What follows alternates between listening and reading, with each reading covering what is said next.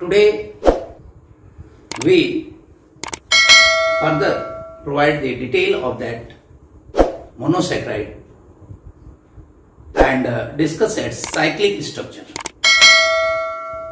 बेटा ऐसा है कि पिछले वीडियो में हम लोगों ने ग्लूकोज जो कि बहुत ही इंपॉर्टेंट मोनोसेक्राइड है उसका preparation, physical property, chemical property और उससे रिलेटेड बाकी चीजों के बारे में हमने स्टडी किया था। आज हम लोग उसका एक साइक्लिक स्ट्रक्चर के बारे में डिस्कशन करेंगे कि साइक्लिक स्ट्रक्चर ऑफ ग्लूकोज क्यों एग्जिस्ट करता है और how we provide the evidence that कि ये एग्जिस्ट भी करता है या नहीं करता है। तो जैसे ग्लूकोज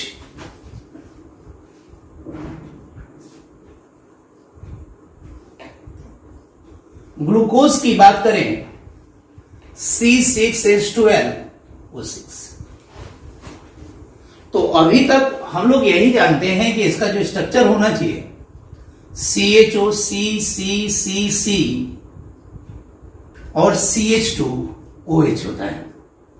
यहां पे OH, H, OH, H, H, OH, OH और ये H, ये आपके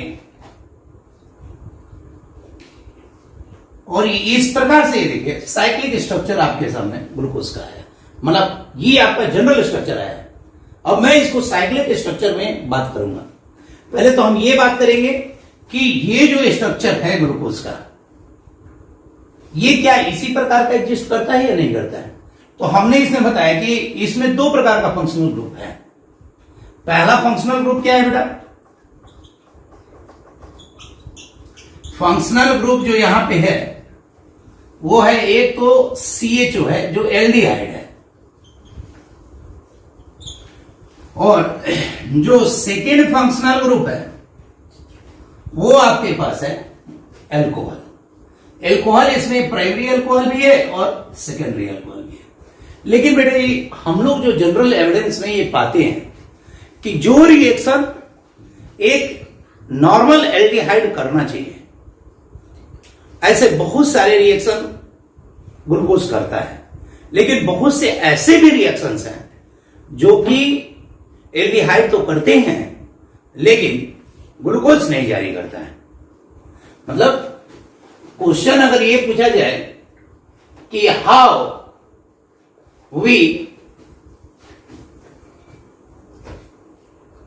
डिसाइड या how we think that the glucose has cyclic structure, हम ये कैसे डिसाइड करेंगे, ये हम ऐसा कैसे सोच सकते हैं कि ग्लूकोज में साइक्लिक स्ट्रक्चर होता होगा। तो देखिए बेटा जो ग्लूकोज का, इसके लिए हम लोग ये एल्कोहल ग्रुप का इस्तेमाल नहीं करेंगे, हम एल्डिहाइड फंक्शनल ग्रुप का इस्तेमाल करेंगे। तो हम देखेंगे कि glucose even has aldehyde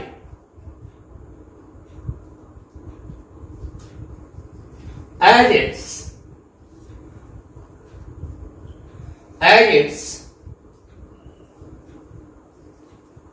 functional group,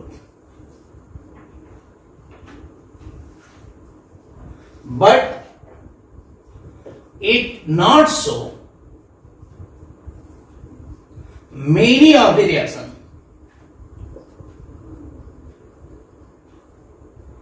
that are shown by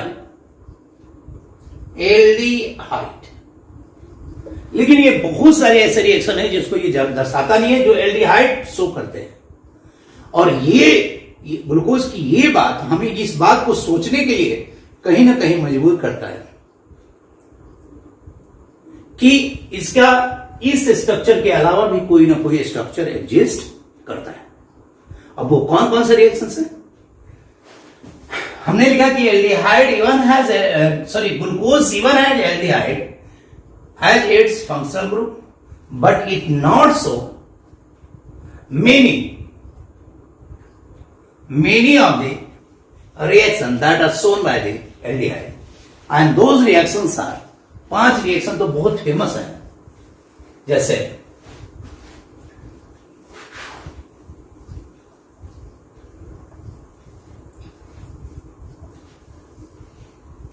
reaction with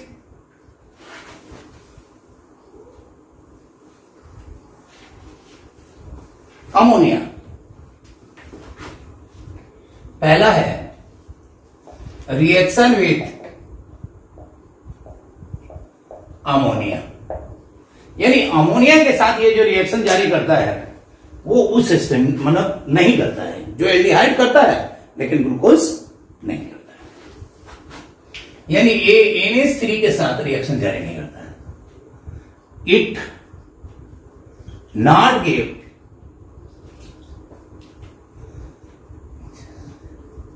chief test, ये RNH2 के साथ भी रिएक्शन जारी नहीं करता है। ये it will not give 2,4-DNP test, ये 2,4-DNP टेस्ट भी नहीं देता है। ये it not show the reaction with sodium hydrogen sulphide या सोडियम बाइसल्फाइड।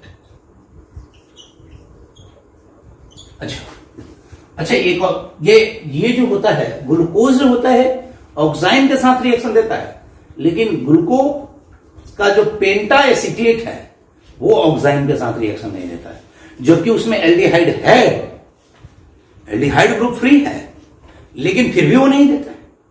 ये भी एक बहुत बड़ा एविडेंस है, एक प्रूफ है कि ग्लूकोज का जो ये वाला स्ट्रक्चर एग्जिस्ट नहीं करता है, इसके अलावा किसी और स्ट्रक्चर में हुआ है।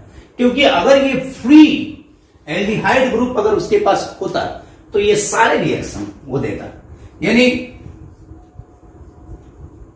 Glucose penta acetate not show the reaction with क्या हाइड्रोक्साइड एमीन, इनके साथ रिएक्शन। अब आप सोचेंगे ये होता क्या बेटा, ये जितने भी रिएक्शन है ना ये सारे न्यूक्लियोफिलिक एडिशन रिएक्शन है। This all are nucleophilic addition reaction. अब ये जब एल्डिहाइड का टॉपिक में इसको डीपली डिस्कस किया जाएगा, लेकिन मैं इनके 2-3 टेस्टों को यहां पे एविडेंस के रूप में आपके सामने करके दिखाता हूं, ठीक है। जैसे पहला हम देखते हैं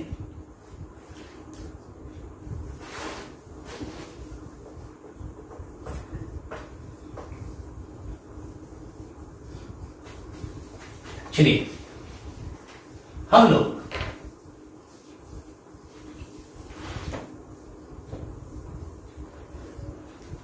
एक जनरल एल्डिहाइड का एमीन के साथ रिएक्शन दिखाते हैं।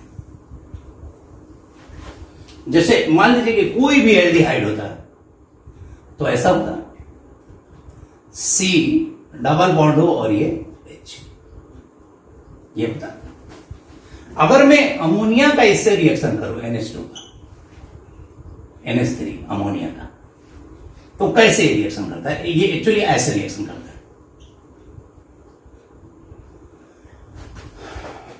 HC डबल बॉन्ड हो, अब ये देखिए इसको आप HNH2 कर दीजिए, क्योंकि इसके पास लोन पेयर है, यहां भी लोन पेयर है, तो ये हाइड्रोजन ये यहां अटैक करेगा और ये यहां, क्योंकि ये स्लाइटली नेगेटिव पॉजिटिव नेगेटिव, तो ये क्या बन जाएगा बताइए, C H जुड़ा रहेगा, ये ओ एच हो गया, ओ और ये एच, ये बॉन्ड यहां पे आ गया और ये NH2 हो गया। अब मैं अगर हीट कर दूं, इसको गर्म कर दूं, मतलब ये इस कंपाउंड को अगर मैं इससे ये बना और इसको अगर गर्म करते हैं तो देखो बेटा जी, ये OH और ये एक हाइड्रोजन, ये वाला बॉन्ड यहां शिफ्ट हो जाएगा और यहां से पानी बाहर निकल जाएगा, OH और H2, और ये बॉन्ड यहां आ गया तो क्या हो गया, यानी ये CH हो गया, ये वाला CH डबल बॉन्ड NH, और ये फिर नीचे आपका जो भी जुड़ा रहेगा वो जुड़ा रहेगा। ये इमीन है। तो भाई अगर मान लीजिए कि ऐसा ही था ना, C double bond OH, C C C C C C CH2OH, तो यानी ये ग्लूकोज को देना चाहिए था, देना चाहिए था कि नहीं देना चाहिए था, देना चाहिए था, लेकिन ग्लूकोज ये टेस्ट देता है, ये रिएक्शन ही नहीं करता है। तो शक बनता है कि ग्लूकोज ये रिएक्शन क्यों नहीं दिया, जबकि इसके पास तो ये वाला फंक्शनल ग्रुप है, लेकिन ग्लूकोज ये रिएक्शन नहीं देता। इसका मतलब कि ये वाला जो सेंटर है ग्लूकोज में उपस्थित है या नहीं है, इस बारे में संदेह हो गया। यही नहीं, चीफ बेस से वो सब्स्टिट्यूटेड एमीन होता है, प्राइमरी एमीन। इसके बाद जरा सा देखिए, फिर सेम रिएक्शन है बेटा जी। जैसे इस एमीन के जगह पे अगर मैं कोई भी प्राइमरी एमीन ले लूं, जैसे मान लीजिए NH2R, सब्स्टिट्यूटेड एमीन, इसको कहते हैं सब्स्टी एमीन। अब ये देखिए, ये भी अगर रिएक्शन करेगा C डबल बॉन्ड O और ये ऐसे, अभी देखिए H NH और ये R, देखिए बेटा ये प्लस ये माइनस। अब आपको तो पता ही है कि इसकी ये हाइड्रोजन है, इलेक्ट्रोनेगेटिविटी कम है, नाइट्रोजन का ज्यादा है, इसका 2.1 होता है और उसका होता है 3, तो ये इस पे अटैक करेगा और ये यहां आके जुड़ जाएगा। ठीक है, तो ये स्थिति क्या बनेगी, HC नीचे जुड़ेगा, ये OH, O और H, और ये वाला यहां आके जुड़ जाएगा, NHR। फिर आप जब इसको गर्म करेंगे ना बेटा, ये जैसे ही हीट करेंगे ये पूरा क्या निकल गया, पानी निकल गया, ये बॉन्ड ऐसे आ गया, तो आपका क्या बन गया, ये हो गया CH डबल बॉन्ड N और यही है बेटा जी चीफ बेस, चीफ बेस। और ये टेस्ट भी नहीं देता है, इसके पास ये है तो ये रिएक्शन होना चाहिए कि नहीं होना चाहिए, लेकिन ये नहीं देता। यही नहीं, DNP टेस्ट भी नहीं देता है। DNP टेस्ट क्या है वो भी देखते हैं। ये देखिए, ये चीफ बेस है, ये चीफ बेस है। अगर ये वाली चीज यहां जुड़ जाता तो ये चीफ बेस बनता, लेकिन हर ग्लूकोज ऐसा टेस्ट नहीं देता है। अब देखिए, अगर मैं 2,4-DNP टेस्ट करूं तो जरा देखिए, उसमें क्या होगा कि वो भी एल्डिहाइड का सब न्यूक्लियोफिलिक एडिशन रिएक्शन है, जो ग्लूकोज में उपस्थित एल्डिहाइड जारी नहीं करता है। अब ये देखिए, H है, C है, डबल बॉन्ड O है, और ये देखिए DNP टेस्ट में क्या होता है, ये हो गया NH2,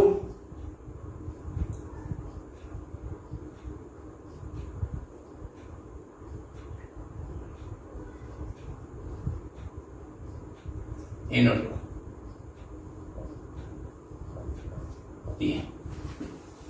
फिर से ये NH NH2 होता है।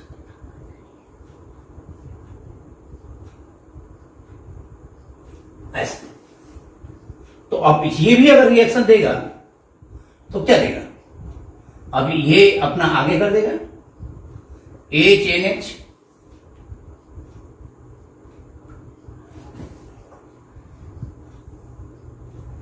A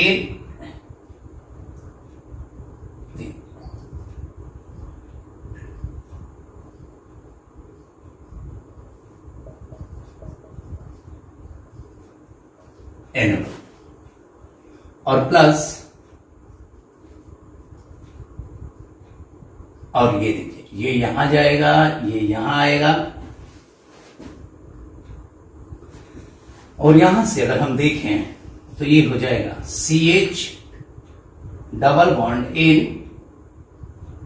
पहले आपको पूरा ये बनाइए, OH NH NH, और फिर ये पूरा NO2 बेटा, NO2 और फिर ये आपका, अब ये हीट करेंगे तो ये पूरा गायब हो जाएगा, ये बॉन्ड अंदर हो जाएगा। अब ये देखिए CH double bond N NH, देखिए बाबू, ये NO2 और ये NO2, ये है 2,4 DNP test, 2,4 dinitro phenyl hydrazine, 2,4 dinitro phenyl hydrazine. ये टेस्ट भी ग्लूकोज नहीं देता है, माने एल्डिहाइड को सपोर्ट करने वाला कोई भी रिएक्शन ये देता ही नहीं है।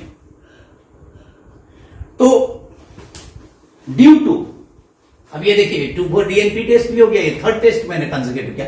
इसी प्रकार आपका सोडियम मतलब सोडियम बाइसल्फाइड के साथ भी नहीं देता है, और हाइड्रोक्साइल एंजाइम के साथ भी नहीं देता है, हाइड्रोक्साइल एमीन के साथ भी ये रिएक्शन नहीं देता है। तो अब ऐसी स्थिति में हम लोग क्या सोच रहे हैं, ऐसी स्थिति में हम ये सपोज करते हैं, since the glucose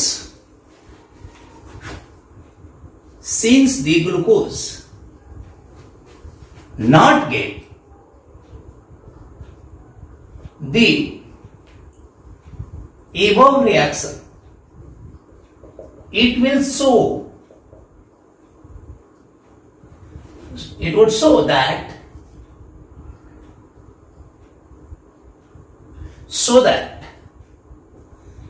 there is no free aldehyde group present into glucose. तो यह दर्शाता है कि ग्लूकोज के अंदर फ्री एल्डिहाइड ग्रुप नहीं है। तो फ्री एल्डिहाइड ग्रुप नहीं है तो क्या है, that means glucose adjust its cyclic structure. ये तो मतलब ये एक संदेह की स्थिति बने, ये it will give a question mark over the structure of glucose. तो अब भाई होगा क्या? इस क्षेत्र में जब वैज्ञानिकों ने पहल की तो दो वैज्ञानिकों का प्रोजेक्शन आया। मैनुअली भी हम देख पा रहे थे कुछ और चीजें जो ग्लूकोज को लेके हमारे मन में संदेह कर रहा। हम देख पा रहे थे कि अगर मैं ग्लूकोज को, जरा देखिए बेटा, अगर मैं ग्लूकोज लेता हूं, जैसे मान लीजिए कि ग्लूकोज लिया, इसका मैंने सॉल्यूशन बनाया, मान लीजिए कि ये ग्लूकोज लिया और इसका सॉल्यूशन बनाया। अब इस सॉल्यूशन को मैं दो प्रकार से हीट करता हूं। एक मैं जो इसका हीटिंग एपरेटस तैयार करता हूं वो 303 केल्विन पर, इसको 303 केल्विन पर सैचुरेट करके, और एक को मैं कर रहा हूं 371 केल्विन पे। मतलब दोनों को इस सॉल्यूशन बनाए और सॉल्यूशन को हम लोग सैचुरेट कर रहे हैं। सैचुरेट मतलब कंसंट्रेटेड सॉल्यूशन बनाया और फिर इसको क्रिस्टलाइज कर रहे हैं। इसका टेम्परेचर अलग और इसका टेम्परेचर अलग, माने इसको make saturated solution and then allow to crystallize। अब तो हमें यहां जो मिला इस वाले एविडेंस पे, वहां एक ग्लूकोज मिल रहा है जो 490 केल्विन पे मेल्ट करता है। और दूसरे वाले में जो हमारे को मिल रहा है 400, यहां पे जो मिल रहा है हमें, यहां जो ग्लूकोज मिल रहा है ये 423 केल्विन पर मेल्ट करता है। ग्लूकोज यहां भी है, ग्लूकोज मिल रहा है, ये 423 केल्विन पे, इसका मेल्टिंग पॉइंट ये है और इसका मेल्टिंग पॉइंट ये है। अब तो बेटा दोनों तरफ से हमको मिल रहा है ना, हमें दो एविडेंस मिल रहा है। पहला एविडेंस कि वो बहुत सारे रिएक्शन ऐसे रिएक्शन नहीं कर रहा है जो एल्डिहाइड होने के कारण उसको करना चाहिए था, वो एक तरफ से हमें सपोर्ट कर रहा है। दूसरी तरफ से हम दो तरफ से अगर क्रिस्टलाइज कर रहे हैं तो हमें दो प्रकार के क्रिस्टल मिल रहे हैं। एक क्रिस्टल ऐसा मिल रहा है जिसका मेल्टिंग पॉइंट कम है और एक क्रिस्टल ऐसा मिल रहा है जिसका मेल्टिंग पॉइंट ज्यादा है। अब यानी this will less stable thermally और this is more thermal stability. अगर मैं थर्मल स्टेबिलिटी की बात करता हूं, थर्मल स्टेबिलिटी, तो इसको हम अल्फा ग्लूकोज बोल देते हैं और इसको मैं बीटा ग्लूकोज बोल रहा हूं। तो हम देख रहे हैं कि जो बीटा ग्लूकोज है वो ज्यादा थर्मली स्टेबल है अल्फा ग्लूकोज से। और इसको लेके फिशर साइंटिस्ट एक फिशर प्रोजेक्शन दिया गया, उसको हम लोग डेवलप करते हैं। तो अब ये देखिए, ये भी एक एविडेंस आ गया कि अब क्या एविडेंस है कि हम लोग अगर देखें तो जो ग्लूकोज का जेन्युइन स्ट्रक्चर है C+H CCCCCH2OH, यही ना, OH H OH H H OH OH H, ये आपका ग्लूकोज है। 1 2 3 4 5 और ये 6, ये ग्लूकोज है। अब देखिए इसमें क्या होता है कि ये लास्ट कायरल जो है, ये 4 कायरल कार्बन है, ये लास्ट कायरल कार्बन जो है ये कॉन्जुगेट कर जाता है किससे, इस 5 बॉन्ड से। इसका जो लोन पेयर है वो इससे कॉन्जुगेशन जारी करता है, पाई लोन पेयर कॉन्जुगेशन। अब आप कहेंगे कि इसका काहे नहीं हुआ, तो ये जब आप पढ़ेंगे आइसोमरिज्म तो उसमें आप देखेंगे कि पेंटागोनल स्ट्रक्चर और हेक्सागोनल स्ट्रक्चर, इनका टॉर्सनल एंगल इस तरह का होता है कि ये अपने आप में सबसे ज्यादा स्टेबिलिटी जारी करते हैं साइक्लिक स्ट्रक्चरों में। पेंटागन और हेक्सागन ये दो मोस्ट स्टेबल स्ट्रक्चर है, तो इसीलिए ये इसे कंजुगेट कर गया है। अब कंजुगेट करके दो तरह का स्ट्रक्चर डेवलप करता है। देखो बेटा, एक तो ये कि जैसे मान लीजिए CH2OH। अब ये देखिए, ये आपका कंजुगेशन किया, ये देखिए ये कंजुगेट कर गया फर्स्ट और फिफ्थ के बीच में। अब ये आपका यही रहा OH H, ये हो गया H OH, ये हो गया OH H, और ये हो गया OH और ये H, और यहां बना H तो रहा ही।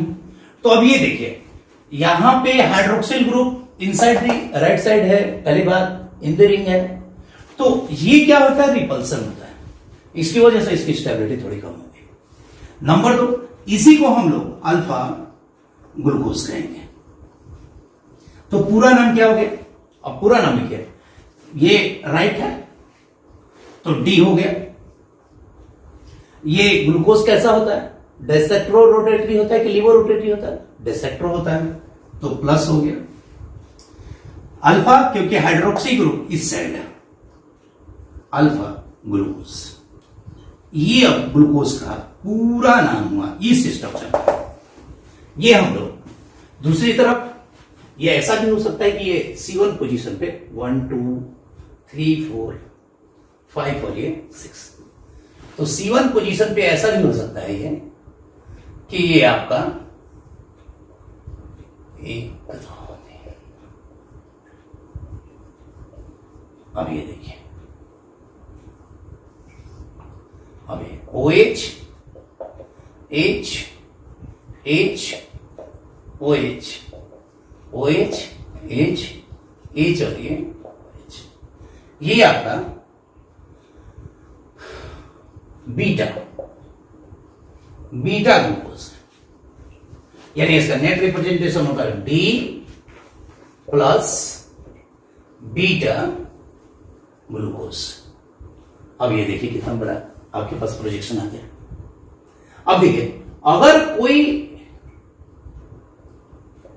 एक नया शब्द यहां पे आएगा, ये बेटा जी फिशर प्रोजेक्शन कराता है।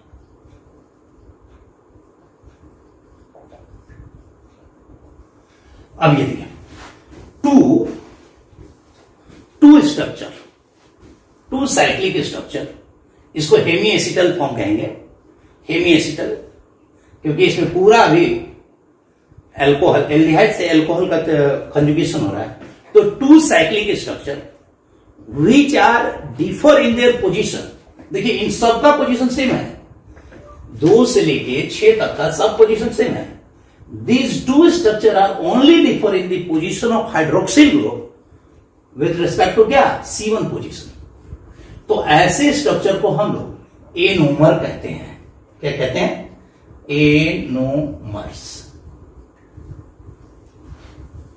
To cyclic structure which are differ to each other with respect to या in the configuration of hydroxyl group at C1 position is called anomer.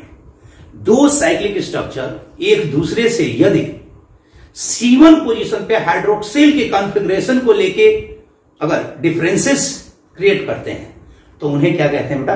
Anomer. अगर C1 के अलावा किसी और स्ट्रक्चर पे अगर वो डिफर करते हैं कॉन्फ़िगरेशन ऑफ हाइड्रोक्साइल ग्रुप तो उसे हम एपीमर कहते हैं। एपीमर एक एनोमर हो गया। एनोमर मैं एपीमर का भी एक एग्जांपल देता हूं। जैसे ये एनोमर हो गया। एनोमर क्या होते हैं? दो साइक्लिक स्ट्रक्चर जो एक दूसरे से C1 पोजीशन पर OH की कॉन्फ़िगरेशन को लेके डिफरेंसेस क्रिएट करते हैं तो उसे हम एनोमर कहते हैं। अब मैं एपीमर की बात करूंगा। ये दोनों एनोमर्स हैं।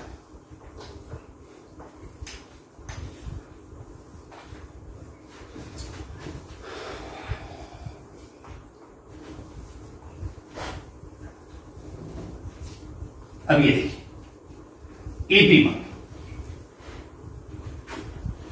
एपीमर अच्छा, एनोमर क्या हो गया? Two cyclic structure which are differ in their configuration at atom C1, configuration of hydroxyl group at atom C1, ये आर कॉल्ड एनोमर्स।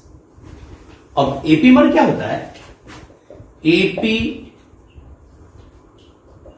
माने अदर देन, सेम मतलब two structure which are differ in the configuration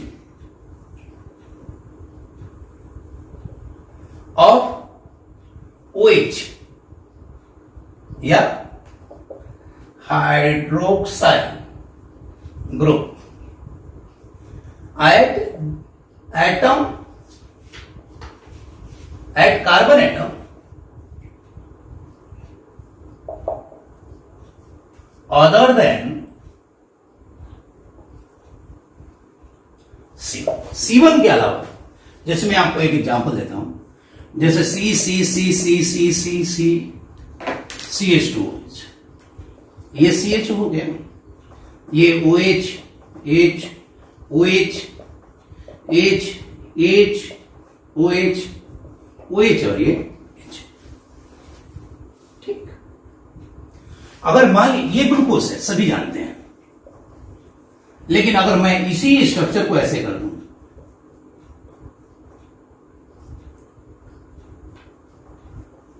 अब देखिए OH, H, OH, H, H, OH, और ये भी H और OH हो जाए, और ये CH हो।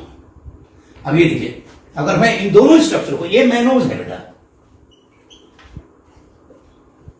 अब ये देखिए, ये मैनोज है, ये ग्लूकोज है, 1 2 3 4 5 6, 1 2 3 4 5 6।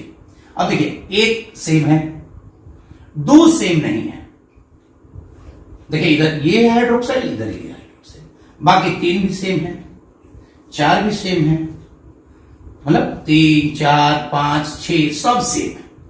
तो दो ऐसे स्ट्रक्चर जो एक दूसरे से हाइड्रोक्साइल के पोजीशन को लेके कॉन्फ़िगरेशन में डिफरेंस करते हैं, the position of hydroxyl group other than C1 के अलावा, तो उसे क्या कहेंगे बेटा? एपिमर कहेंगे। ठीक है। तो अगर कोई ये पूछे कि अल्फा और बीटा ग्लूकोज क्या है, तो एनोमर है। कहेगा ग्लूकोज और आपका मैनोज क्या है एक दूसरे के, तो एपिमर है। तो इसी प्रकार से ये जो स्ट्रक्चर था, ये फिशर प्रोजेक्शन था। अब मैं थोड़ा सा हावर्थ प्रोजेक्शन की बात करता हूं। एक और रिप्रेजेंटेशन दिया जाता है, एक कंपाउंड होता है बेटा पाइरान,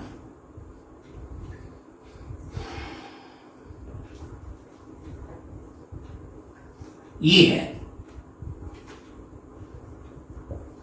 पाइरान।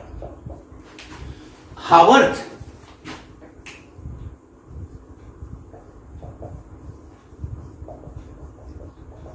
हावर्थ प्रोजेक्शन में क्या कहा गया पाइरान को लेके?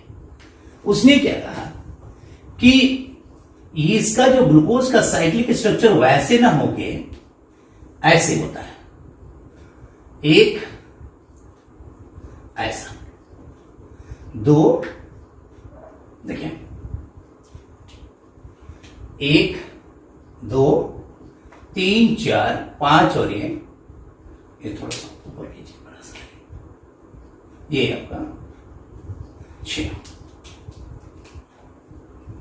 ये आपका CH2OH, ये H